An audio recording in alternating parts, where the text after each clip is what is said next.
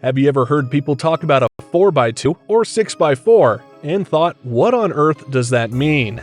Then you have come to the right video, as we will explain to you the meaning of the different axle configurations and talk about the advantages of each of them. So, what do the numbers mean? To know the difference between the different types of trucks and to know how many wheels it has, whether they are towing, and whether the axle is rotatable, you use axle configuration numbers that tell you which vehicle you are dealing with. So, let's take a look at the different axle configurations.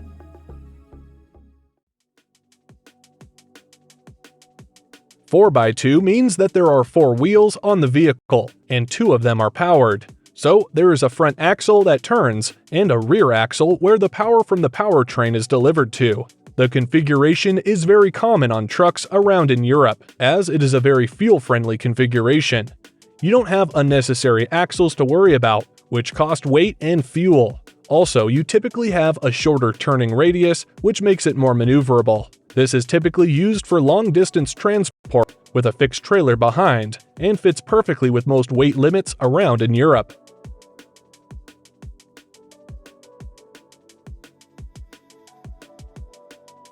4x4 means that you have 4 wheels on the vehicle, and that 4 of them are powered. So it has power on the wheels on both the front and the rear. This configuration is used on trucks who need good grip or for off-road driving, as it has increased traction and stability, which makes them great at handling adverse weather conditions, where we are talking snow, mud, and so on. However, they are typically more expensive to purchase and more expensive to maintain.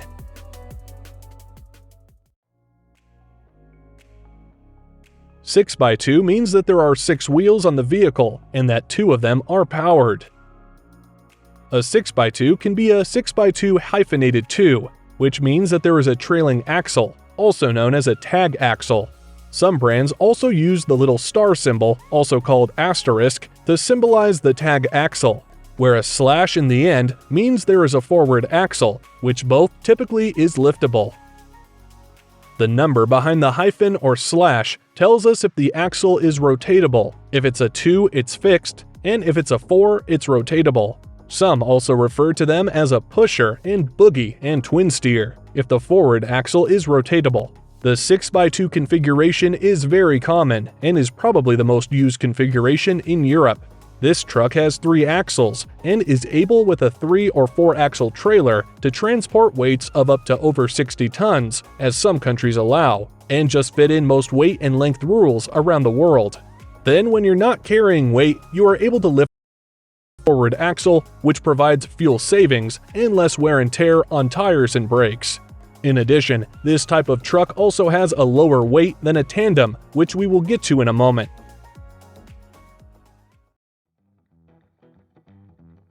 The 6x4 means that there are 6 wheels on the vehicle and that 4 of them are powered, also known as a tandem. Here, both your rear axles are powered by the powertrain all the time, which gives it great traction in all weather conditions. This type of configuration is commonly used in America because they are allowed to drive with 34,000 pounds on a tandem axle, where a single axle only is allowed to 20,000 pounds. This configuration is not as fuel efficient as the 6x2, as the tandem axle weighs more and you have greater tire wear. However, it does not matter so much if you depend on the possibility of the extra weight. In addition, you significantly minimize the chance of getting stuck.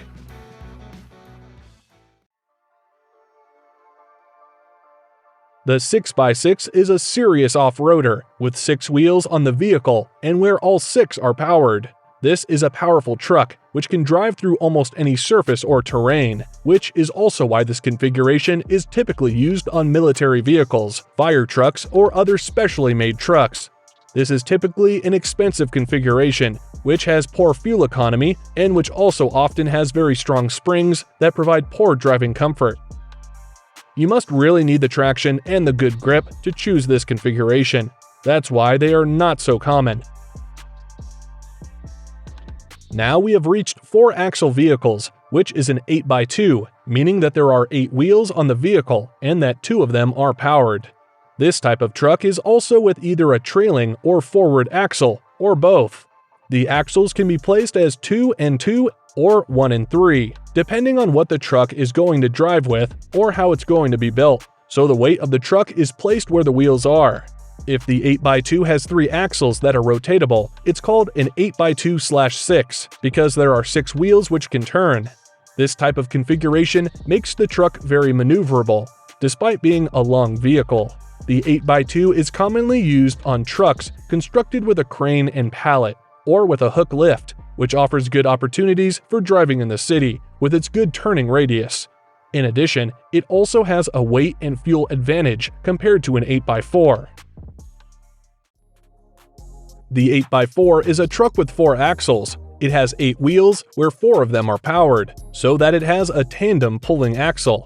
This type of configuration can also be with a trailing or forward axle, depending on whether the axle which is not pulling is behind or in front of the powered axles. This type of truck is commonly used in many countries as it has great grip, as well as the possibility to choose the location of the axles depending on the weight distribution of the construction. The 8x8 is the king of off-roading. This type of truck has all-wheel drive on all 4 axles, and is mostly used for military use. This is typically an expensive configuration, which has poor fuel economy, and which also often has very strong springs that provide poor driving comfort. You must really need the traction and the good grip to choose this configuration. That's why they are not so common.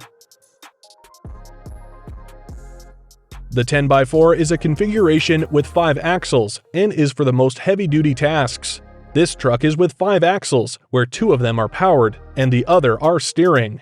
This type of truck is still somewhat rare, but as more countries are changing their rules, more 5-axle trucks are allowed in Europe, as they are allowed with a higher gross weight, making it more profitable. This is of course also a more expensive build, but for some, the extra weight might be worth it.